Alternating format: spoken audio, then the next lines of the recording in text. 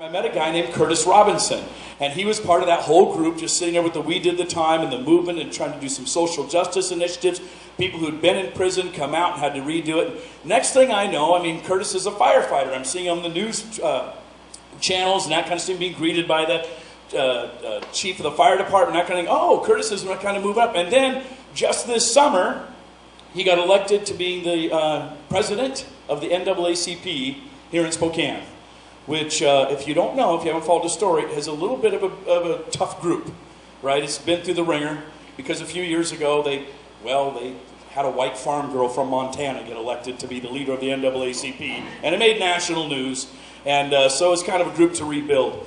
I was in a meeting just about 2 weeks ago with a whole bunch of different leaders from Spokane, and one of them was a defense attorney, and he's an African guy, and he was saying to the entire group, he said, if you're black in Spokane, it's been very hard to get involved with the NAACP. There hasn't been a lot of belief in it. There hasn't been a lot of understanding in it. We haven't liked the leadership until now with Kurtis. And Kurtis was sitting beside me at the meeting. And I'm like, Kurtis, I really need you to come and talk to us.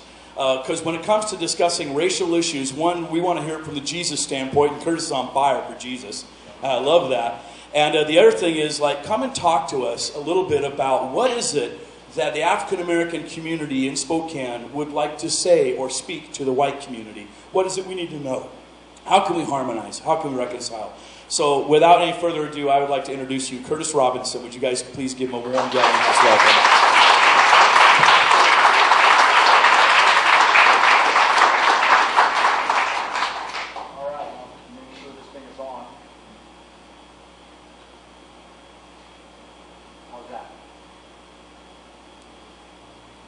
Plugged in. There we go. Hello.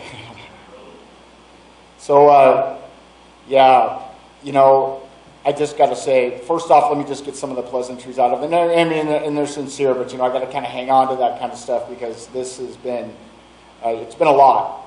So, but first off, I want to thank you, Pastor Rob, for asking me to come here today. And thank you all for showing up today. And, just being who you are, doing what you do, all the things that you do. I can do nothing but applaud you in all the stuff that you do, Pastor Rob, you and your team, all the organizations that you work with, the heart and mind and effort that you put into serving all of our communities, not just, not just a specific community, but it's all of them. And, you really are an example. And so I'm honored to be up here. So, I'm just going to try to be real with you guys. Okay, I had where was I at? I was at a fire in Montana. Was it Montana? No, it was Oregon. We just came from Montana. And there was a native guy that was our not our task force leader, but our incident commander. And he gave us a real great, because we get evaluations as a contract firefighter. You get evaluations. We all get evaluations. But one of the things he said to me is he said, keep it real. And so I really strive to do that. So I'm going to strive to be up here and just keep it real. And so, man, this has been a lot.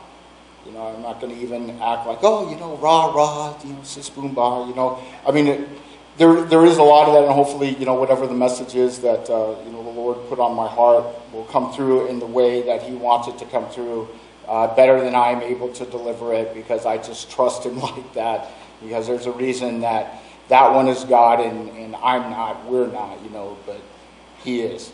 So, so with that, I'm going to kind of throw in a little caveat. I really didn't want to do this, Rob, and it's the truth of the matter is I've been doing a lot, and I'm not striving to whine about that, but I'm going to be authentic, be mindful of that. It has been a lot. What's been going on, what's happened with the NAACP, what's been happening here in Spokane, what's happening in our country, man. It's a lot. And I have there's this saying that came into my spirit a while ago: new level, different devil. It's like every single one, every time I feel like I'm making progress somewhere and I push on to the next place, there's another one. It's like, There you go. Awesome. Hey, long time no see. No, really, long time? No. So so with that, with this, and I've preached before at different places. One of the places I did the most was ABHS several years ago. I actually, when I came down into Spokane, I came and started interacting very highly with the Mission and Family Faith Community Church. And at that time, the ministry that they were doing in ABHS had been dying. And it got, the Lord brought new life into it at that time. And I got the privilege to be part of that process. And so I would go on there on a regular basis and do sermons and weekly. And, it's been a while since I felt the kind of burden that I felt when you asked me to do this. But it's new level, different devil. I felt the same thing when Phil Tyler talked to me about taking over at the NAACP. And my first response was no. And I let the Lord really kind of, not like I got to let God do anything, but, he likes our compliance, our willingness, our obedience, our yielding. And I'll kind of unpack that, I'm sure, a little bit later. But when Phil Tyler first spoke that to me, and it was just kind of real subtle, he goes, hey, because he let me know that he was going to go ahead and resign. It was kind of abrupt, and it was going to happen very rapidly. And he goes, it's you, right? I was like, ooh, dude, it was like, boom. Oh, man. And my first response was no. And then I started processing it. And I started processing what that reaction was about. And, that as it is with every new level, most of the time, the devil's not something out there. It's the stuff in here. It's the resistance to the calling that the Lord wants us to walk in, to move in, the next thing, the next project, the next mission. So I sat with that for a while, and what I got and what I received from the Lord was be willing. Okay? And not the kind of willing, and I know you guys know this, so this is just we're gonna unpack that piece about being real. Okay? It's not the willingness of, hey, okay, God, I'm willing, but you're probably not going to do it anyway. So let me put on the willing face, and let me put on my willing clothes, and let me put on my willing walk, and let's just walk like I'm willing because you're not going to do it. And I really don't have any intention of doing it anyway, but I'm going to act like I am because I'm going to look willing, And, the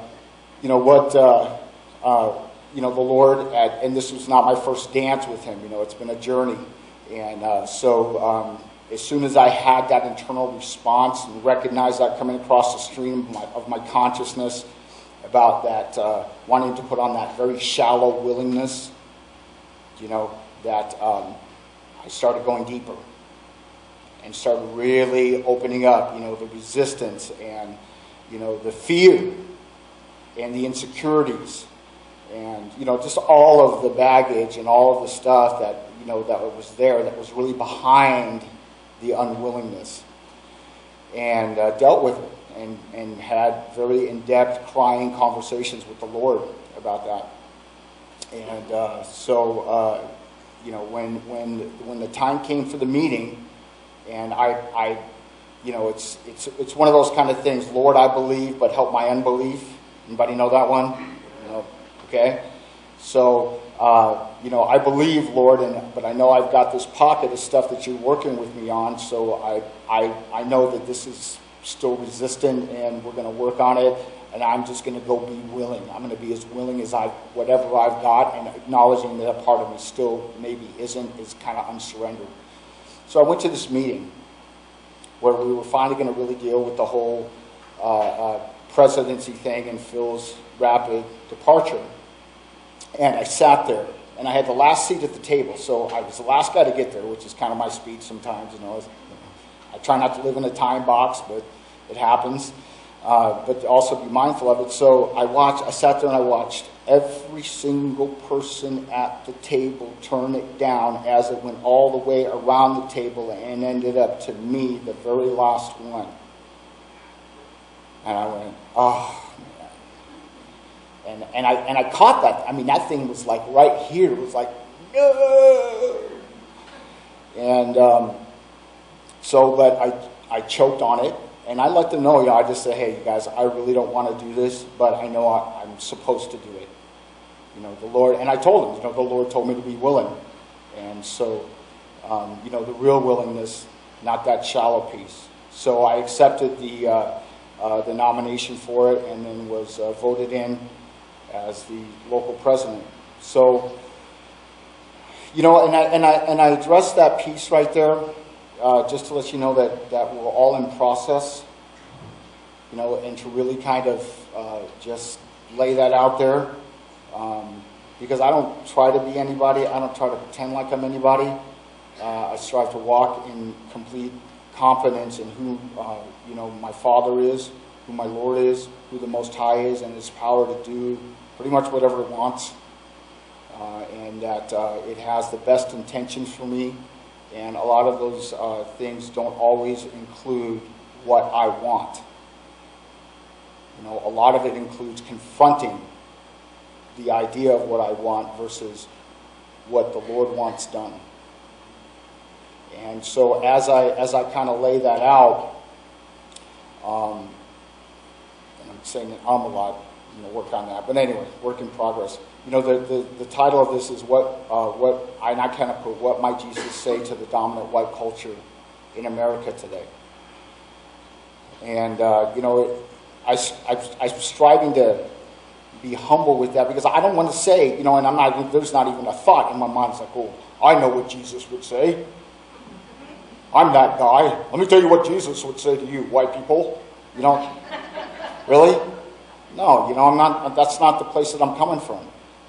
And that's what this isn't really all about, but I think the title is apt, to kind of start talking about and unpacking this a little bit. And so I wanted to kind of prepare you for that. Number one, to give you some baseline to understand is that we are all in process. Okay?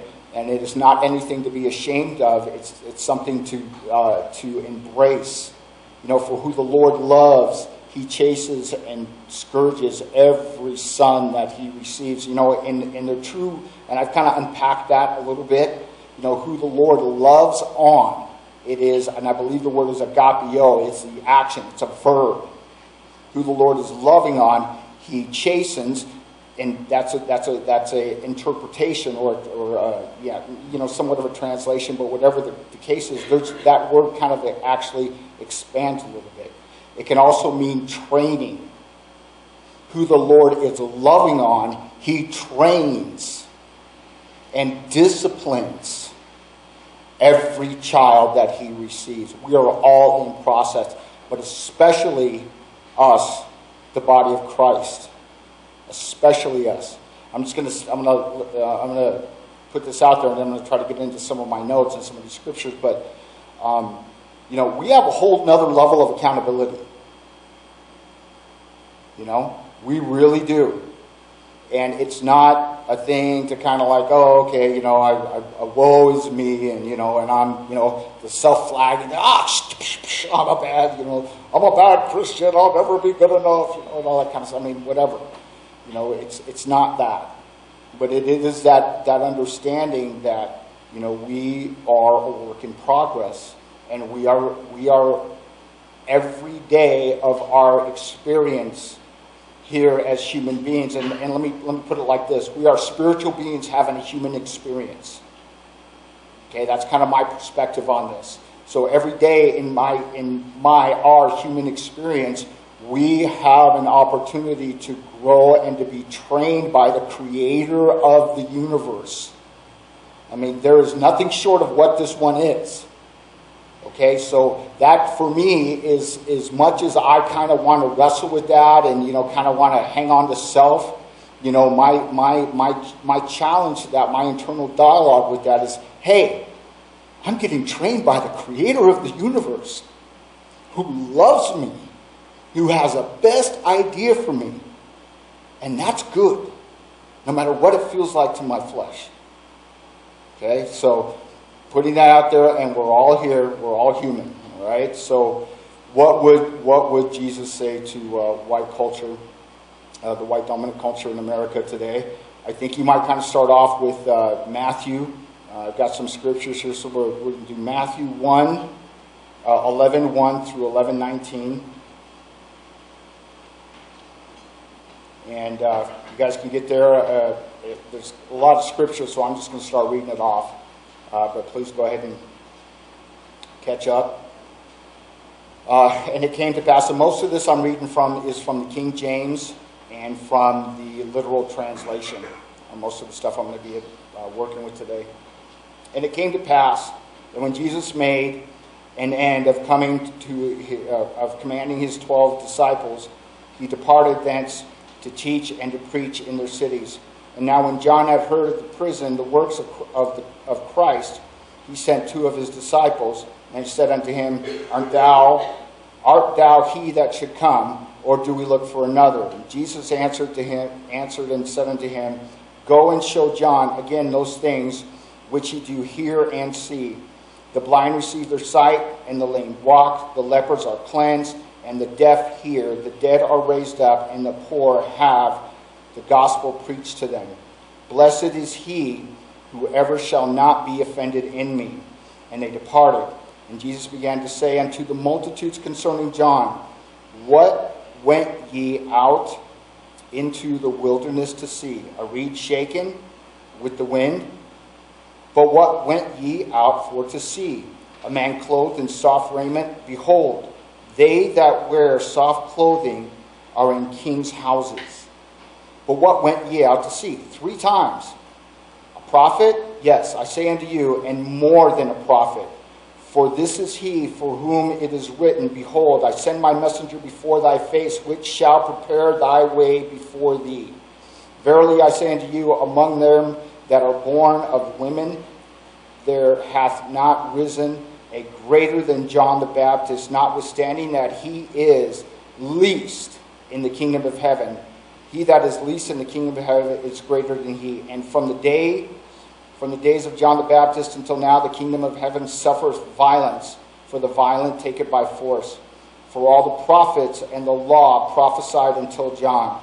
And if ye will receive it, this is Elias, which was for to come. And I got this highlighted in green, so I got to kind of look at it. But basically, it's he that has ears, let him hear.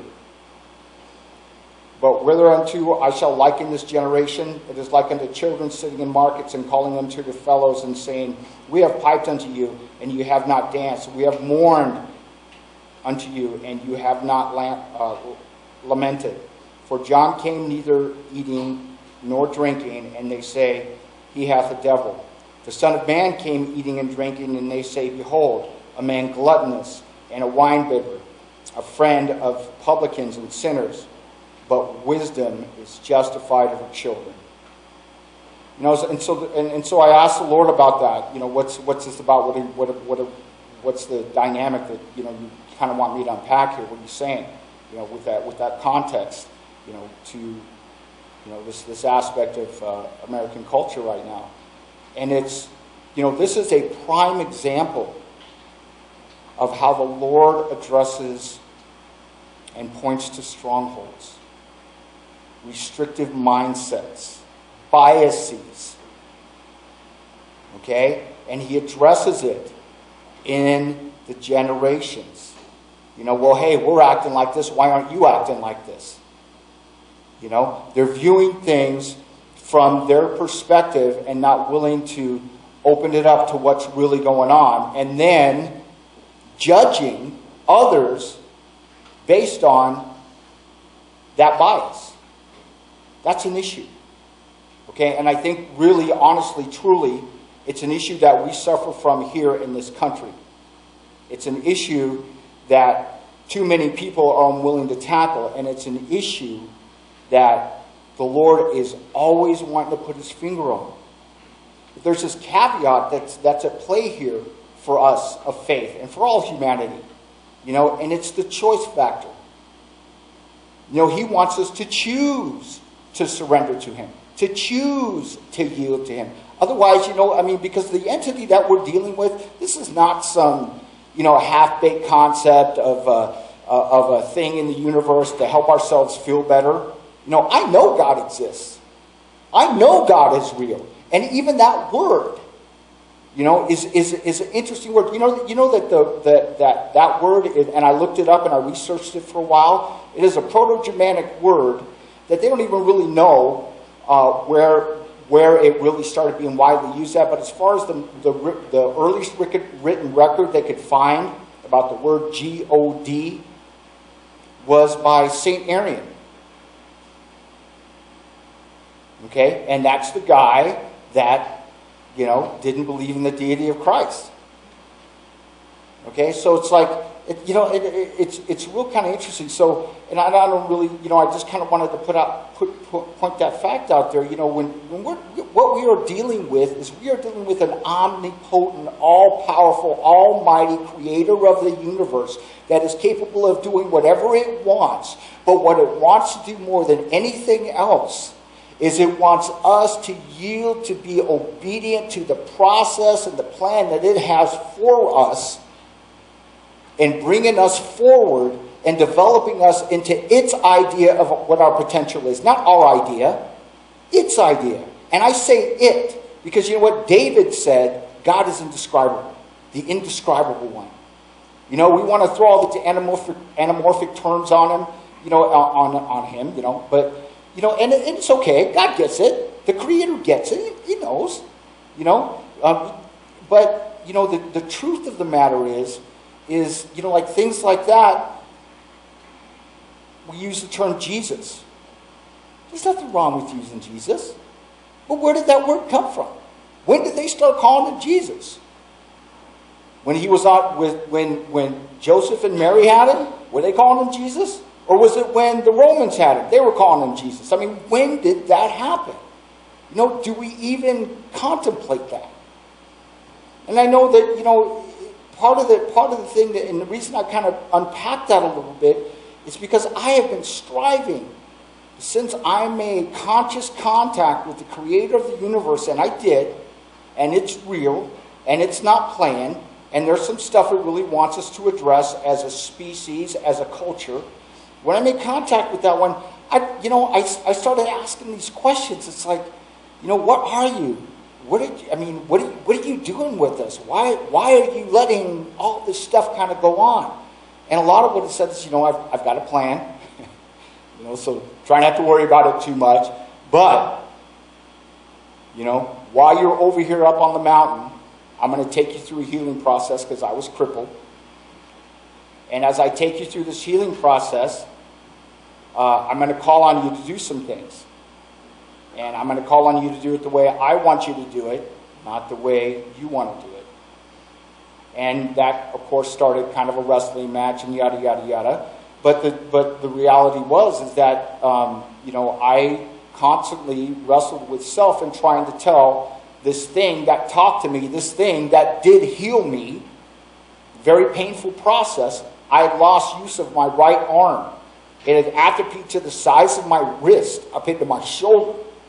And I say that with emotion because when I tell you that, you know, I'm honored to be up here. I'm honored to be up here. You know, because I was on 7, 8 different kinds of medication. I was dying. My body was shutting down. You know, I was a strong man, and I became broken. You know, and then this thing talked to me, and it told me the way to get healed. Didn't say it was going to be fun, and it wasn't. Didn't say it was going to be pleasant. No, it was extremely painful. But I am here today to tell you that the creator of the universe is real. And to testify that, to be a witness of that, because here is that arm right here. Look at that arm. Okay? That's how good God is. Okay? That's why it loves us so much, it doesn't really care, you know, whether you call him God or, you know, whatever kind of terminology. It gets what we're talking about. And it's okay with moving us through the process of bringing us to a greater, deeper, more real, more succinct, more authentic understanding of having a relationship with this thing and what its plan for humanity really is. And when you take that context and that reality and you start looking at what's been happening here in America, God is saying some things to us. We have had this word for over 2,000 years. What have we done with it? Have you looked around? Have you seen what's going on this planet? Do you think that there's going to be anybody more responsible than us for the state of the world? When the Lord does come, and Lord Jesus, please come. I love that, man. I was so touched by that. Really just felt the Spirit moving in that. And like Pastor Rob said, not just come in some great far off time when, you come and judge the world and you do what you do and, it's heaven on earth and all that great stuff, but come be a presence to me right here, right now in this experience I'm having. That was one of the things I talked to the Lord about on the mountain was, take this word and make this real. Make this something that I can use in this life to handle what's going on here. That's what I need from you. And so hopefully I'm not kind of rabbit trailing too much. But I would do that. I would kind of go, woo, and then come back to it. So, this thing has a plan for us. And so when I'm talking to white culture, European culture, let's not be mistaken. You have privilege. Even though you don't know you have privilege, you have privilege. If you were to take a person of color and put them up in the same context, same age, same height, same weight, same body mechanics and abilities and, same intellect and stuff like that. I just got done doing some classes. A Caucasian person in America today, the wealth of a Caucasian family versus the wealth of a non-Caucasian family. Let's take a black family. Same social, economic, or same dynamics. 2.5 kids. House, car, so 8 times more wealth for a Caucasian family here in America today. That is the state that we're in. If you were to look at the criminal justice system for people being incarcerated, it is the numbers are within this range.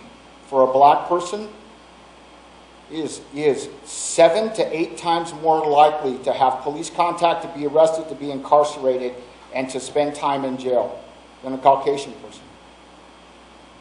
Did you hear that number Pastor Rob threw out? 3% of the population, depending on which side of the color mean you're on. Black, native. Natives are right up there with us. That's what's happening. You have privilege. So not only here within the church, here in America, are these things going on? But the real question is what are you doing with it? What are you doing with the privilege that maybe you probably didn't even earn? Tough questions. Tough. When I was talking to the Lord about not wanting to do this, I really didn't want to have this conversation with you guys. Really. I would rather, keep kind of working in my little social justice circle and keep seeking my eyes and like-minded people that, that we need to do this and we need to do that. Because you know what? This is hard. Because part of the piece of that, if you guys know this, anybody that's done any kind of sermon, but this, that we are 3 times more accountable for the words that we speak, the teachings that we lay across. Don't think for 1 second that as I was wrestling with speaking this here today, that I was not wrestling with where my own privilege has been. Because I'm telling you what, you can't look at me and not see some phenotypical difference in me. But if you think I was darker, do you think you really wouldn't notice that? Of course you would. You think you really wouldn't respond to that, have some internal dialogue, or maybe some unconscious thing kind of processing about that? Of course you would. You know, the fact is that what's happened for far too long, just like in this scripture right here, things have been operating within the body of Christ here in America that people are not willing to tackle. And most of it comes down to, you know, dealing with the fact that I have this internal implicit bias. Not only am I coming from a place of, if I'm white, if I'm Caucasian, not only am I coming from a place of privilege, but I'm probably not too willing to do anything to threaten that privilege. I mean, let's just be real about it. I know I didn't want to. You know, it took me getting broken. Because I was able to make money whenever I wanted to. I was plumbing, I was good. You know, I've been doing it for a long time. I could go to any state and plumb and work as long as I wanted to and then just stop. Because I was that good. You know? It was a very, very sobering time for me to spend in the presence of the Almighty and have Him walk me through what that was really all about and what my responsibilities really were. And so as we kind of unpack this a little bit more, you know, I just want to, you know, I mean, this is true. And it's not, you know, this is not about condemnation.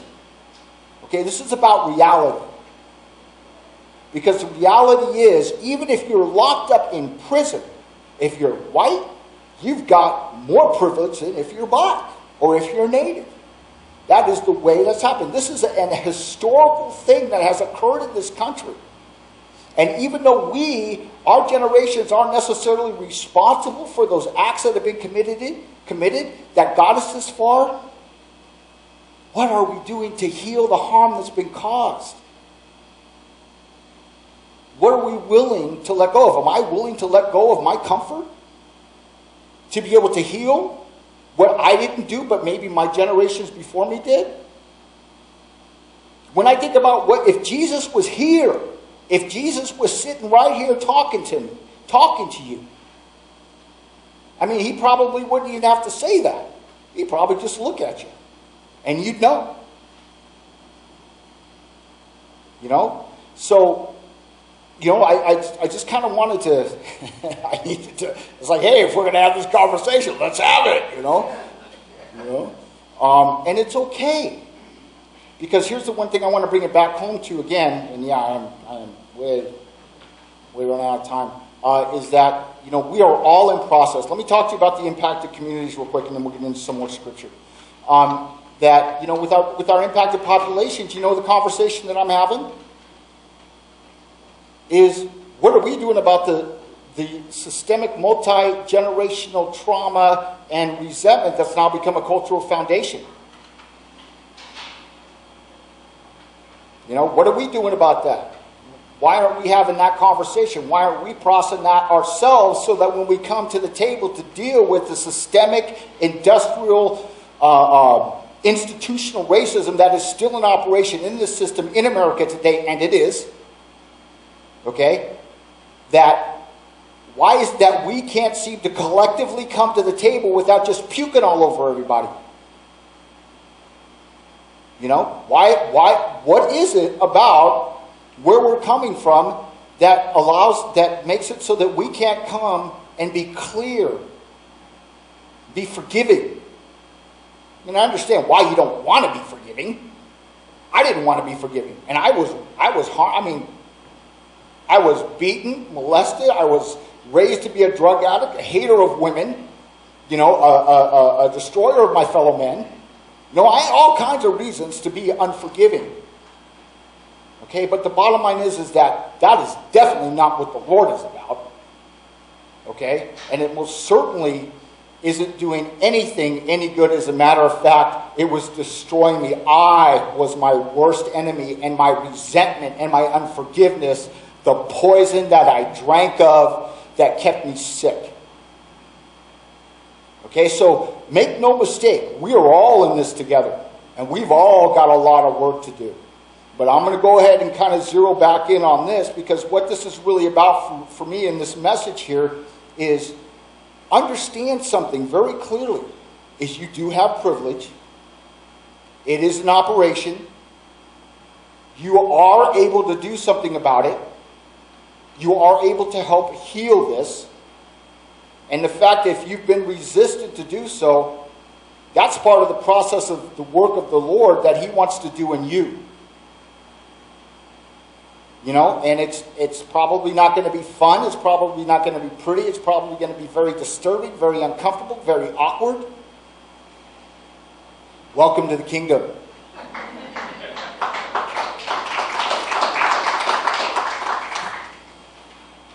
So if we go on to the next one, let's go to, I think we got time. So let's go to Matthew 13, and we'll go with verses 1 through 17, and I'll just kind of see if I can run these down real quick. And going out from the house that day, Jesus sat down by the sea, and great crowds were gathered to him, so that having entered the boat, he sat down, and all the crowd stood there on the shore. And he spoke to them, saying many things in parables, saying, Behold, the sower went out to sow. And in his sowing, some fell by the roadside, and the birds came and ate them. And others fell by the stony places, where they did not have much earth, and it immediately sprang up, because it had no deepness of earth. And the sun rising, it was scorched, and because of not having no root, it dried up. And others fell on thorn bushes, and the thorn bushes grew up and choked them. And other seeds fell on the ground, and yet yielded fruit, indeed, 100-fold, and 160, and 130. The one having ears, let him hear. And coming near, the disciples said to him, Why do you speak to them in parables? And answering, he said unto them, Because it has been given to you to know the mysteries of the kingdom of heaven, but it has not been given to those. For whosoever has, to him will be given, and he will have an overabundance.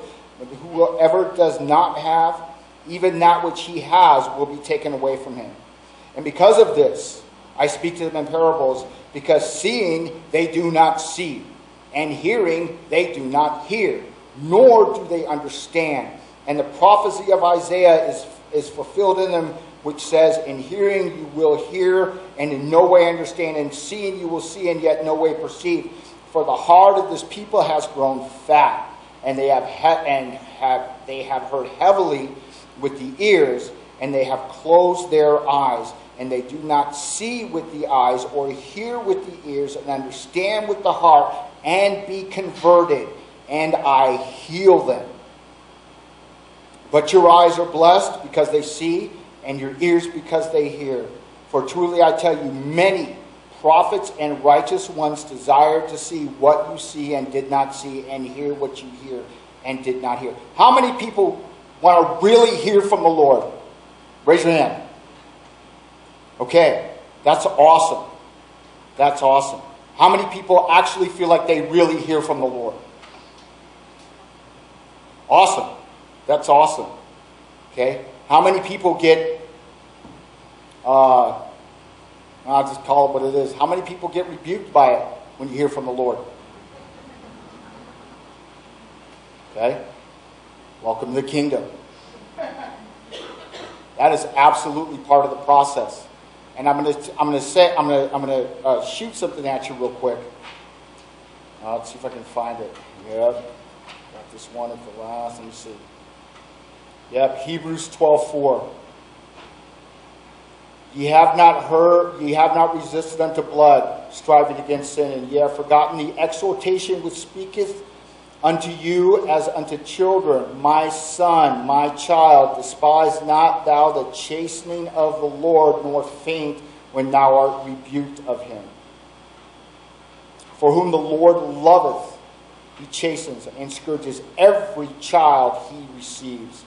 If you endure the chastening, God deals with you as with sons. For what son is he whom the Father does not chasten?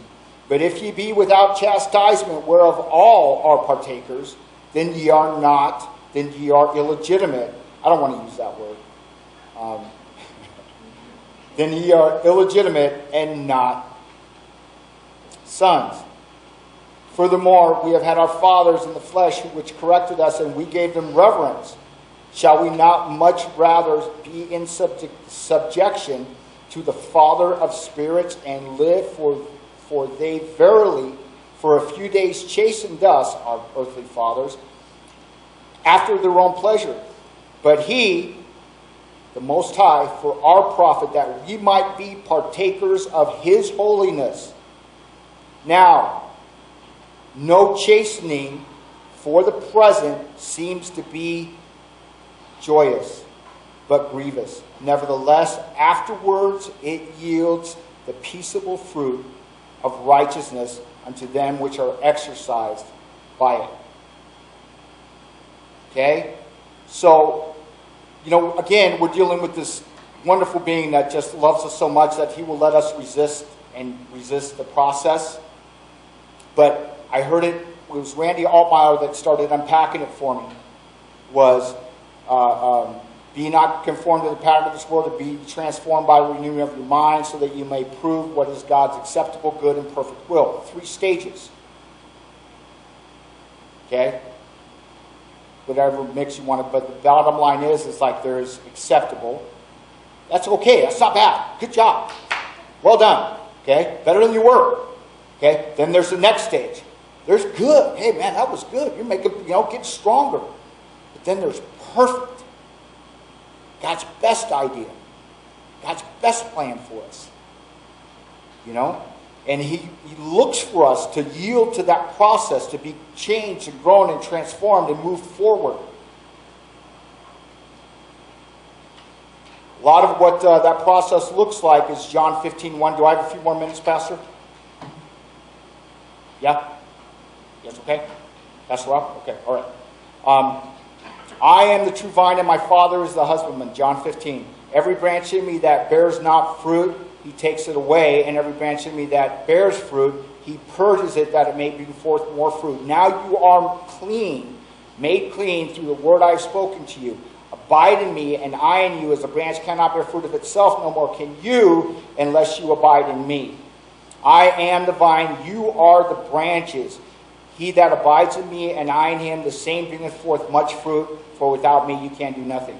And so, what I want to the lens I kind of want to put on that is fruits of the Spirit. Love, joy, peace, patience, kindness, goodness, faithfulness, gentleness, self-control. Okay? Bearing that kind of fruit. For we are all to be conformed to the image and likeness of him who was the firstborn of many sons and daughters. That is part of God's long-term plan for us, if not the long-term plan. But it takes actually kind of walking that out and being in process about that, being yielded in the Spirit and understanding that he's taking us from whatever place we're comfortable in, and it's probably going to be a process of being uncomfortable because you know what? Pruning is not fun for the vine. Okay, it hurts. Clip. There's one more piece I kind of want to put in there. I'm going to kind of really just throw a bunch of stuff at you guys real quick. So it is in... he takes away. In John 15:2, it's that he takes away. This word is powerful. It is dynamic. It is alive. But make no mistake that there have been people and interpretations of the word that's gotten a hold of that they put their stuff on it. Okay, and I'm going to be real about it. It's happened, and it's okay. Because we're dealing with the creator of the universe that can handle that just fine. And he does. So here, when you take a look at he takes away, if you actually unpack that word, the Greek word iro, okay, and you take that and you go to a vine dresser or a person that works in a vineyard, when they're walking through a vineyard and they see something that's not bearing fruit, they see a branch and on the trestle, grapes, they're not bearing fruit, they're not looking for an excuse to cut it down. That is valuable. It has meaning. That's the whole reason they're there working, is so that thing bears fruit. They're not going to just cut it off. They're going to work on it. They're going to get involved in it. They're going to kind of find out what's going on. If it's in the dirt, they're going to pick it up after the dirt. They're going to clean it off. They're going to reposition it on the trestle. They're going to put it so it can get more light on it. Okay, if you really look at that Greek word, that in this particular place made a translation instead of a directed, or made an interpretation instead of a direct translation, which but God's good, because there's scripture to back up that God does get tired of our nonsense. He does. It's like, okay, I love you, you're going home. We're done. Okay, come on home. We'll have a talk about it over here. Okay, but in the meantime, just like, because this is Jesus' last day, I believe that there was another piece, and it's a study, and I'll be glad to share it with you after this and kind of point you in that direction, but where the fruit-bearing process really kind of comes alive in that what vine dressers really do is they work on their vine. And it's not pleasant. I imagine if I'm a vine and I'm down there in the dirt, you take me, you move me around, and you put me up here, and you get me, and you turn me, and I'm like, oh, man, all right, okay, I guess this is good. But then we start bearing fruit. It's good. So my thing to you, white America, is be yielding to the process that is before you today in the issues that are coming up, because there is a very stark, real invitation in this for you to get uncomfortable and start learning what it means to take your privilege and use it for good purpose and good reason to have an impact on not only healing the wounds of America, but taking us to the next place, because Jesus said, I come to bring the fire, but well, will I if it's already been kindled? He'll come and do what he's got to do, but he's looking for us to get busy and take care of it ourselves. So that we can be the church without spot or wrinkle when he does come. Because that's what he's really looking for. So I'm going to go ahead and close with this. And find that here. So why Jesus tell white America and today culture in Spokane? If we legitimately connect with what we call the Holy Spirit, it will tell us about us just fine. We, the American church, suffer from a lot of spiritual narcissism. We need to get involved. Do not dictate how to serve. Serve as directed. Obey the prompting of the Spirit. Yield to the identity shift invitation. Realize the responsibilities of your privilege. Don't dictate how to serve. Serve as directed. Okay? The hard work by serving this way will change your perspective. It will change your perspective, your perception, and therefore your response. It is the responsibility of privilege to do so. We are all the same. We all have issues manifesting in our situations. Our issues might be a little different, but it's still the same process. In many situations, we have made our comfort and safety the priority, instead of many times looking for what is the opportunity to change and transform a situation while being changed and transformed by the very process of those actions in that situation, which stem from that place of genuine, deep, authentic willingness. It's time to get uncomfortable.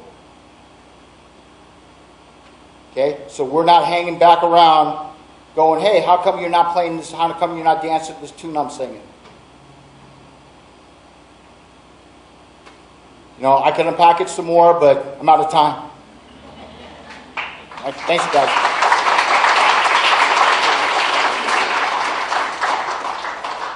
All right, so I wanted to leave, because we got Kurtis, a couple questions. One question I have right off the top is, when you become the leader of the NAACP in Spokane, you're seen as kind of the voice for the black community in this area. When the black community comes to you and they say, Kurtis, if you could represent one thing, say one thing for us, represent us in this way, what's the thing that they're saying? Ooh, there's so much, but it is understand what's happened. And I think we kind of said, understand what's happened. And then you'll understand us. So when I hear you say that, the communication sounds like the black community is saying, I don't really have white people I can really talk to. I can't really. Every time I get together with white folks, I got to hide. I got to keep it under the rug. I can't really say what's happened to me. Is that the case? Or is the black community just like, I'd really like to have some white people I could be honest with? Well, actually, I mean, I think authentically, yeah, we kind of feel that way. But the reality is that we are a traumatized population. I mean, let's just be real about it. And so when you start dealing with coming face to face with the person who caused, I mean, how comfortable has that been for anybody else in any other kind of situation? Yeah. Because usually traumatized people are going to say, okay, if I open this up, I'm not pretty. I'll show you the inside. And so what you need is white people who are like, I can take that. Yes. I can let you show that pain and that hurt and still stay in the game with you. Yes. That's a huge difference. The other thing I want to say is when we use the term, we kind of get it. I mean, I get, and most of you do too, that we know 2, 3 generations, 4 generations ago, if you were black and standing on a corner, you would be arrested for loitering. The loitering would send you to jail, especially in the South. And now and then you would be farmed out to the plantations as work release, right? So basically, they sort of kept an institutionalized slavery going, did it through the criminal justice system. Yep. And we know that what that meant is that for us, our grandparents could get bank loans, start businesses, get farms, do that kind of thing. For black Americans, their grandparents couldn't, and nor could their parents. So there was nothing to hand down. So in our case, as white people, it's like the truth is there's been 3 or 4 generations of accumulated wealth, of businesses, of land, of assets, of insurance, stuff that we got to get passed down so that we sort of got a better start. Right. But when we hear the black community say to us, you have privilege, we're like, yeah, but I don't know what to do about that. I don't know as an individual, what am I supposed to do? Right? And I think that's where we're like, I wasn't the banker. Right? I wasn't the one who redlined a neighborhood and said anybody who lives in that neighborhood can't get a loan for a car or can't get a business loan. We know that happened, and we know it was illegal, but it was happening anyway. Yep. But here we are 3 generations later knowing my grandparents got privileges, your grandparents did not. But I don't know what to do about it. What does the African American community want the average white person to actually do? Well, to be willing to understand that, number one, authentically understand and own the fact that you do have privilege. Yeah. And to not act like you don't. And so with that comes an aspect of not being ignorant of the sufferings of your neighbors. Okay? Maybe you don't have to necessarily get intimately involved with that person in the situation that they're in, but maybe you do. Maybe the Lord's calling you to. And maybe you just don't want to. And that's your piece. So just being able to say, I get it. My grandparents had a chance to actually get a business, and yours did not. That's it. And so 3 generations later, I get to live off the fruit of that, right? Right. And the average African American person's like, yeah, my grandparents were held back. They never got a chance to buy a business and build and accumulate assets. And just hearing that we can say, yeah, we know that's true. Yeah. Right? Yeah, Curtis and I had this talk offline. I hate the term white privilege myself personally, because to me, it shouldn't be a privilege. A privilege sounds like something extra you get, doesn't it? And it shouldn't be extra. It should be the norm. It should be the norm. Everybody of any color should be able to get that norm, right? Yep. But we do understand it's just a way to try to describe there's these generational differences that we've inherited as white people. We've inherited assets, wealth, as you mentioned. Sure. Here's the other thing. When it comes to the issue of social justice, Curtis, most of us are like, the average white person in America thinks individually. So we're like, I'm not a cop. I'm not a lawyer. I'm not a judge. I don't work in the Department of Corrections. I know the system's probably broken, but I work as a real estate agent. What can I do? Well, let me first off, intersect right there. So actually, when we start dealing with the reality of what's happened here historically in America, our system is not broken. It's doing exactly what it was designed to do. It is creating a subculture that will turn around and work in poor conditions, lesser wages, accept lesser training, come into it from a very impoverished, right out of the gate place, generationally, to support the upper class. That is exactly what's happening here in America. And if you really wrestle with that, I challenge you. PBS, the race, the power of illusion is a great one to map it out. I mean, the GI Bill.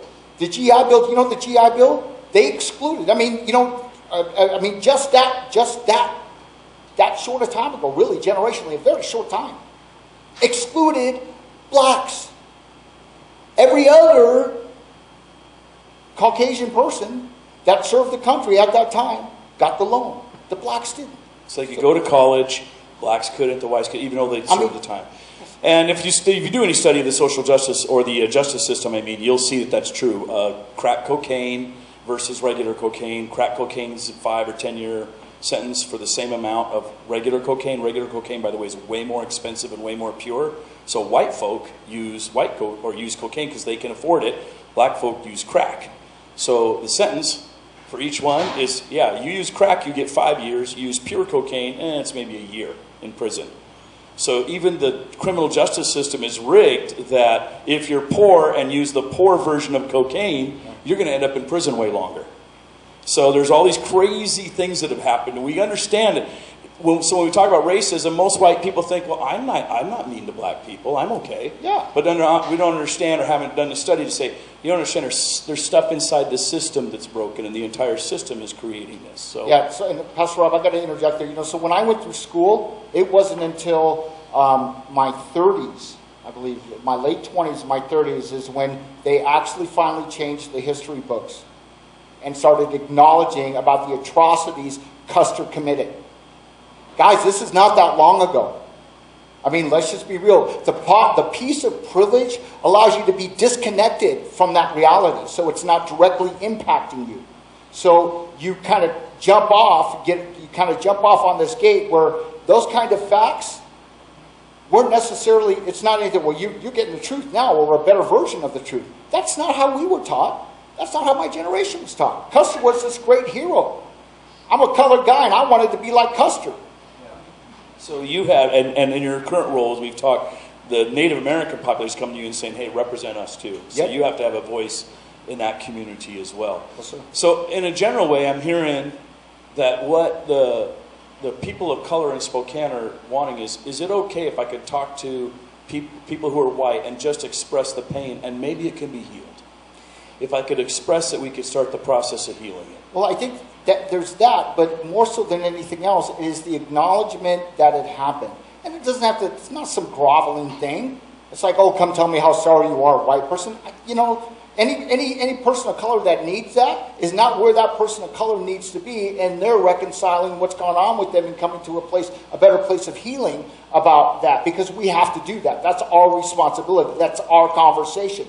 But what is needed is when you do encounter somebody, especially an impacted person that is struggling, is to come from that place of compassion and understanding, authentically. And then if they all of a sudden start kind of puking on you a little bit, maybe to be willing to kind of, okay, you didn't do it, but Jesus didn't commit all the sins of the world, but he put it all on his shoulder. Right? Okay, and are we supposed to be Christ-like? And I think that piece is huge, because what we have to start seeing, those of us who are following Jesus, is these are my brothers and sisters in the family of God. My family is hurting. My brothers and my sisters are in pain. They're in anguish. They can't get healing. They're my family.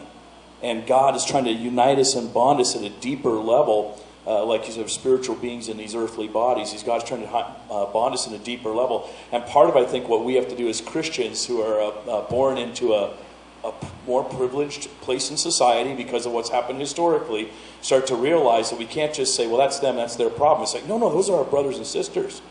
We're united together. And as one part of the body's aching and hurting and in pain, all of us should acknowledge the body's in pain, and I'm part of that body. Right. And that begins the process of saying, okay, what can I do? And I like the illustration of, okay, to be Jesus means to go and maybe intercept some of that pain and that hurting and being able to let the conversations flow. And as the conversations flow, acknowledge, yep, you're right. banks redlined districts that were black so they couldn't get loans, couldn't buy a car. Can't buy a car, can't go to work, right?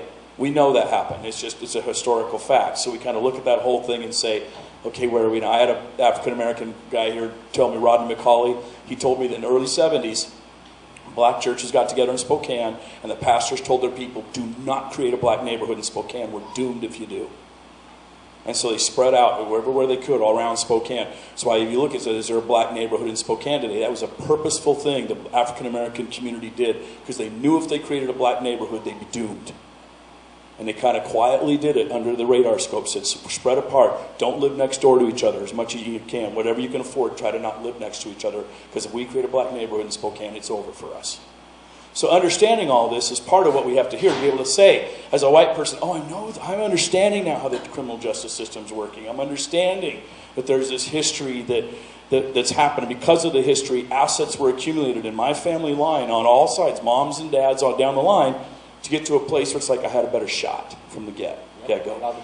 And it doesn't mean that like I'm personally wealthy. It just means, no, I had a better shot from the get-go. Yes, sir. And to acknowledge that is huge. Yes. Okay. And then, but Pastor Robinson, then the other piece about that is what is, because I have a call to action, and the call to action is this. It's like we need to, number one, acknowledge that on both sides, the historical, multi-generational resentment that's now become a cultural foundation of our impacted populations. We have to deal with that.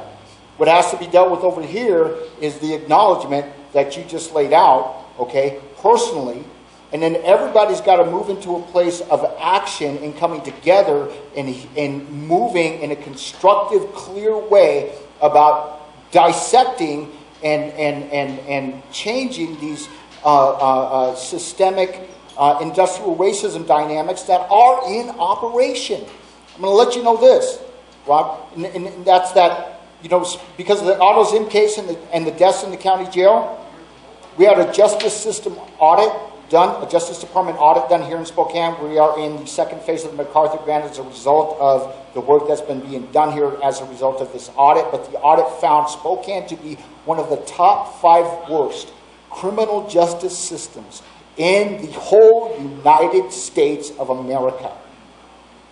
Top 5 worst in regard to racism? The top 5 worst as far as everything. The racism, the racial disparities is the term, right? The length of stays, the people being impacted. I mean, the ambiguity of it, the mistreatment of people, not just persons of color, but all people. This affects all of us. We're all in this together. Yeah, we're all in this together. And I guess what we're saying to all of us who are white, we have to come to terms with. We can't say, well, that was then and this is now. So that happened historically, and it's over, and I wasn't part of that. So here we are now, and let's just start fresh. It can't be forgotten. It has to be healed. Yes. It can't be forgotten. It has to be healed.